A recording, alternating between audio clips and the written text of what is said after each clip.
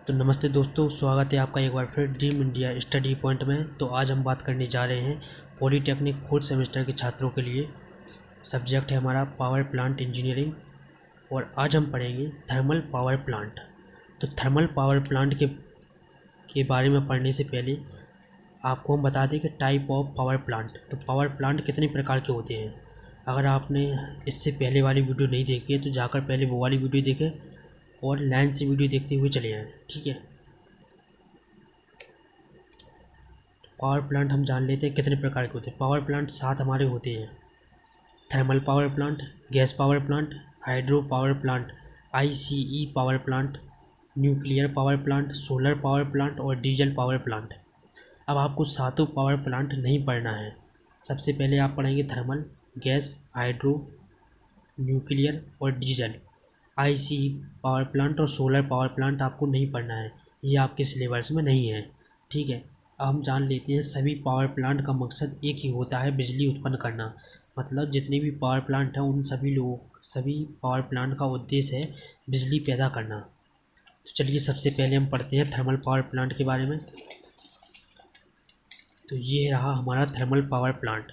तो वीडियो शुरू करने से पहले अगर आपने अभी तक हमारे चैनल को सब्सक्राइब नहीं किया है तो चैनल को सब्सक्राइब कर लें और आपको एक ख़ास इन्फॉर्मेशन दें।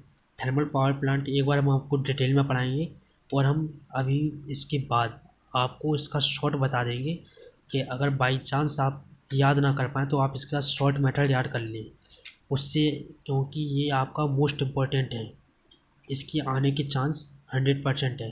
तो इसलिए इसे अच्छे से तैयार करके जाएं, ठीक है।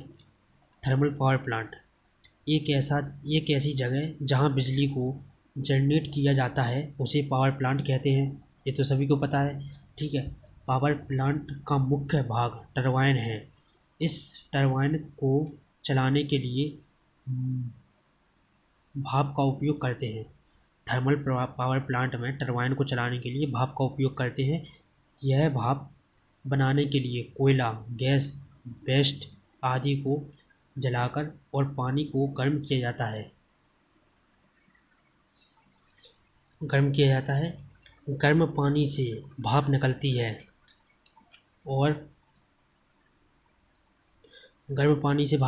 है और भाप हाई प्रेशर के साथ हाई टेम्परेचर की होती है।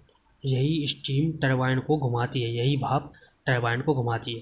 तो थर्मल पावर प्लांट का मेन वो जान लेते हैं। थर्मल पावर प्लांट में भाप के द्वारा स्टीम को घुमाया जाता है और विद्युत ऊर्जा प्राप्त की जाती है, ठीक है। थर्मल पावर प्लांट आपको ये शब्द से ही समझ में आ रहा होगा, ठीक है। चलिए आप सबसे पहले इसका चित्र देख लें। इस चित्र का एक बार स्क्रीनशॉट ले लें अगर आप लेना चाहें तो।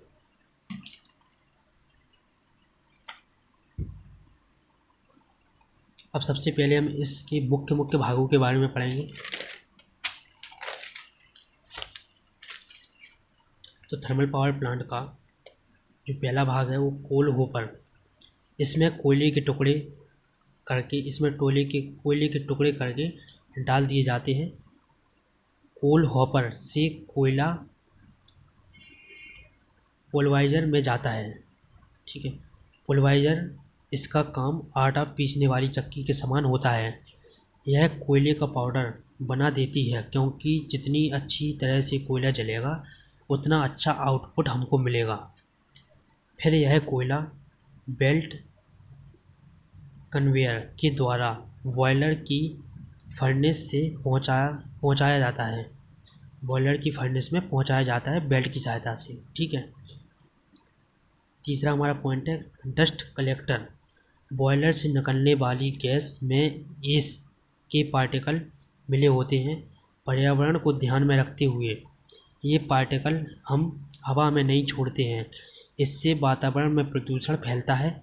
डस्ट कलेक्टर डस्ट को कलेक्ट करता है और सिर्फ गैस को ही चिमनी से बाहर निकाल देता है, ठीक है।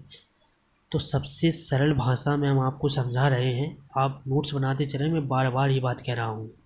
ये एकदम सरल भाषा है, ठीक है। केवल एक बार पढ़ने की आवश्यकता है, बस ध्यान से। चिमनी पावर प्लांट का सबसे ऊंचा हिस्सा है। 60 मीटर से 100 मीटर तक की इसकी ऊंचाई होती है। इस चिमनी से गर्म गैस तथा धुआं वातावरण में निकाल दिया जाता है। गैस और धुएं में से डस्ट और एस पार्टिकल को हटा दिया जाता है और चिमनी के रास्ते धुएं को बाहर निकाल दिया जाता है। अब आप एक शब्द बार बार देखेंगे, एस। तो ये एस क्या है? एस एक तरह का पदार्थ होता है जो कि हमारी आँखों को नुकसान पहुंचाता है, इसलिए इसे इकट्ठा कर लेते, वातावरण में इसे नहीं छोड़ते।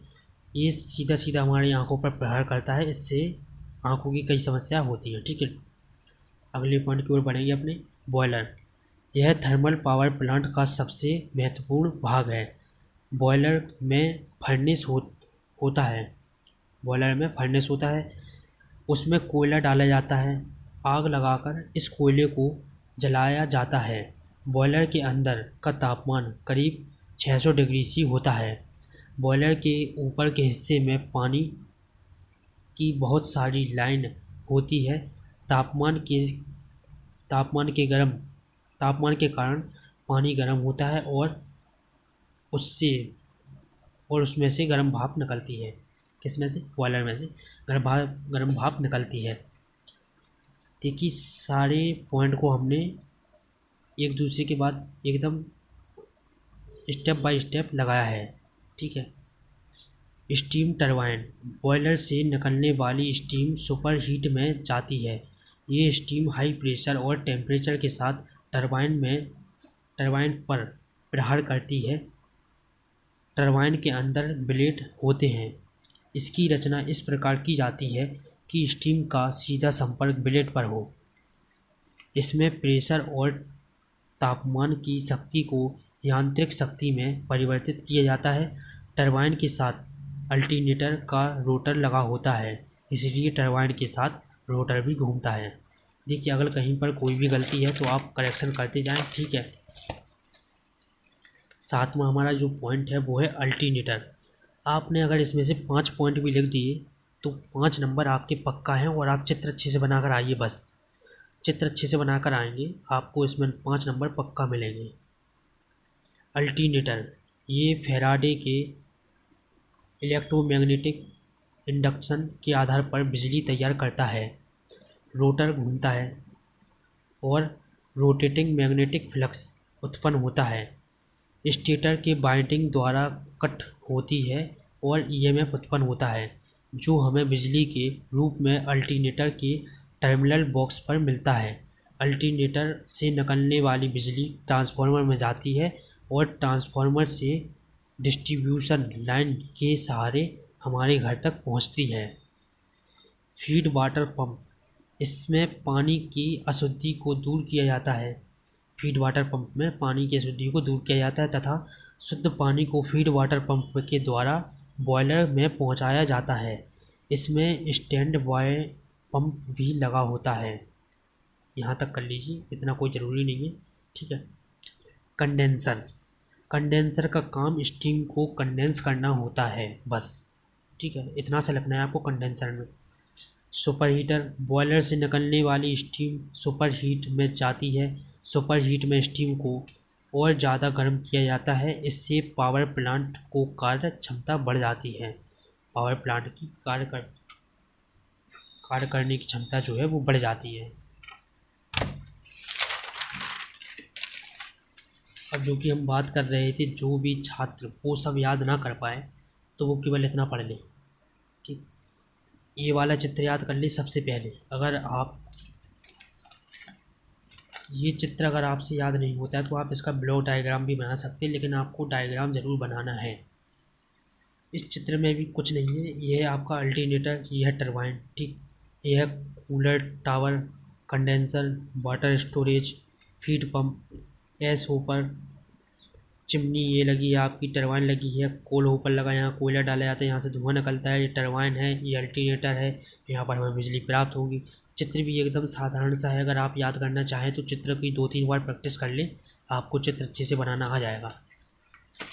इसका ये वाला चित्र भी आप जहाँ तक कि ये बना सकते हैं, नंबर आपको मिलेंगे इसमें भी। तो इसमें भी बॉयलर है, वाष्प इंजन, कंडेंसर, ऊष्मक कूल हॉट बे, बॉयलर, फीड पंप। ठीक है। इसकी वर्किंग हम पढ़ेंगे। इसमें एक कंडेंसर लगा होता है जो ये थर्मल पावर प्लांट ही है, इसको कुछ और मत समझना, ये थर्मल पावर प्लांट ही है। अगर आप वो याद नहीं कर सकते तो केवल इतना भी लिखाएंगे तो आपको 5 में से 3 या 4 नंबर तो मिल ही जाएंगे, ठीक है। इसलिए मैं आपको बता रहा हूँ। इसमें एक कंडेंसर लगा होता है जो स्टीम को कंडेंस करता है तथा उसे हॉट बे में भेजता है जहाँ पानी स्टोर होता है। फिर इस पानी को हम बॉयलर फीड पंप में भेजते हैं। फिर इसको बॉयलर में भेजते हैं जहाँ यह भाप में परिवर्तित होता है और हाई प्रेशर स्टीम बनती है जिसे हम टरबाइन में भेजते हैं और विद्युत ऊर्जा प्राप्त होती है। ये आपका एकदम शॉर्ट फॉर्म हो गया, एकदम शॉर्ट फॉर्म। वैसे अगर आपको 5 में से 5 नंबर चाहिए तो ये चित्र और आपको ये पूरा लिखना पड़ेगा इसके पॉइंट के बारे में, ठीक है। तो आज के लिए बस इतना ही। वीडियो लंबी ज़रूर हो गई है बट आपको थर्मल पावर प्लांट एकदम डिटेल में समझाया गया है, ठीक है।